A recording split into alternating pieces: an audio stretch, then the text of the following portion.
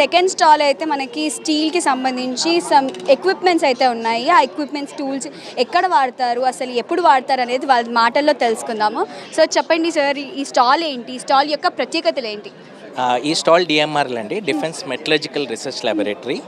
ఈ స్టాల్లో మీరు చూసేవన్నీ కూడా రకరకాల మెటీరియల్స్ ఏవైతే అడ్వాన్స్డ్ డిఫెన్స్ అప్లికేషన్స్లో వాడతారో అది చూపించడం జరుగుతుంది. ఇక్కడ స్టార్టింగ్లో మీరు చూస్తే ఇది ఐఎన్ఎస్ విక్రాంత్ అంటారు, ఒక ఫ్లోటింగ్ ఎయిర్పోర్ట్ లాగా మీరు వినుంటారు. రీసెంట్గానే ఇది కమిషనింగ్ అయింది. సో ఇందులో వాడే స్టీల్ అంతా కూడా డిఎంఆర్ఎల్లో డెవలప్ చేయడం జరిగిందనమాట. అట్లాగే ఆ పక్కన ఉన్న వాటిని అల్యూమినియం ఫోమ్ అంటారు. మీరు యాక్చువల్గా చూస్తే చాలా లైట్ వెయిట్గా ఉంది. సో ఎక్కడైతే మీకు ఎనర్జీ అబ్జార్బ్ చేసుకోవాలో అలాంటి అప్లికేషన్స్లో అల్యూమినియం ఫోమ్ని యూజ్ చేయడం జరుగుతుంది. బట్ అల్యూమినియం ఒక లో టెంపరేచర్లోనే వాడగలుగుతాం. హై టెంపరేచర్ కావాల్సినప్పుడు మనం నికిల్ లేదా నికిల్ బేస్ సూపర్అలాయ్ ఫోమ్స్ అంటాం. ఇవన్నీ కూడా మన చుట్టూ ఉన్న మెటీరియల్సే, కానీ వాటిని కొంచెం క్లెవర్గా ప్రాసెస్ చేయడం ద్వారా ఈ అప్లికేషన్స్ నీష్ అప్లికేషన్స్లో వాడతాం. అలాగే ఈ టూల్స్ అండి, ఇవి మనం రోజు ఇంట్లో వాడే టూల్సే. బట్ ఆ టూల్స్లో ఉన్న ప్రాబ్లమ్ స్పార్క్స్ అనేవి వస్తాయి.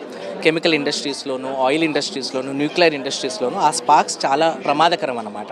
సో న్యాచురల్గా వాటిని ఇన్హిబిట్ చేసేది అంటే నాన్ స్పార్కింగ్ టూల్స్ అంటాం. సో ఇవి కాపర్ అండ్ టైటానియంతో వాడతారు. ఇంతకుముందు వీటిని కాపర్ బెరీలియంలో వాడేవారు, కానీ బెరీలియం టాక్సిక్ అనమాట. సో ఆ టాక్సిక్ నేచర్ని తగ్గించడానికి అని చెప్పి బెరీలియంని టైటానియంతో రీప్లేస్ చేయడం జరిగింది.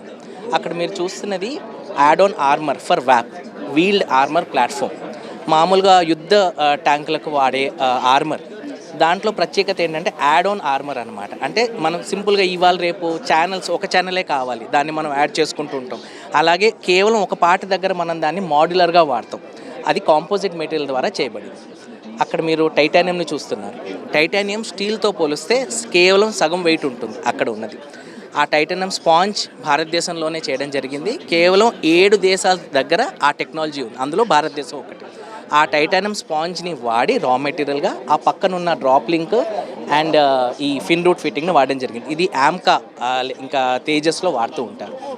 దీన్ని రాడోమ్ అంటారు.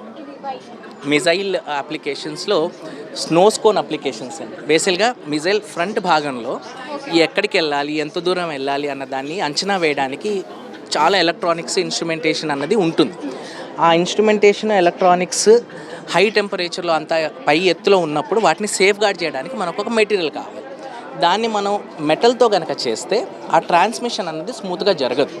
సో ఆ ఎలక్ట్రానిక్స్ కమ్యూనికేషన్ అన్నది స్మూత్గా జరగాలి అని అంటే ఇలాంటి ఒక ఫ్యూజ్డ్ సిలికా రాడోమ్ అన్నది వాడతాం అన్నమాట.